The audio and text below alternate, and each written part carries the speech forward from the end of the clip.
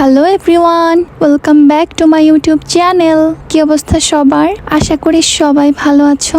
আজকে বানিয়ে ফেলেছি 5 রকমের ভর্তা। তো কি ভর্তা বানিয়েছি চলো দেখে নেওয়া যাক। দেখো এখানে আলু, বেগুন, মাছ, চিংড়ি মাছ ভেজে নিয়েছি আর 4টা ডিম সিদ্ধ করে নিয়েছি। ডিমগুলো দেশি মুরগির ডিম, যার কারণে এত ছোট ছোট। আর 10টা পেঁয়াজ কেটে ভেজে নিয়েছি, সাথে কাঁচা মরিচ আর শুকনা মরিচও ভেজে নিয়েছি। এবার ভর্তা বানানোর পালা। প্রথমে চিংড়ি মাছটা শিলপাটায় বেটে নিব, তারপর মাছের কাঁটাগুলো বেছে নিচ্ছি। পেঁয়াজ, শুকনো মরিচ, লবণ আর সরিষার তেল দিয়ে ভর্তাটা মেখে নিচ্ছি। তারপর সবগুলো ভর্তা একইভাবে বানিয়ে নিচ্ছি।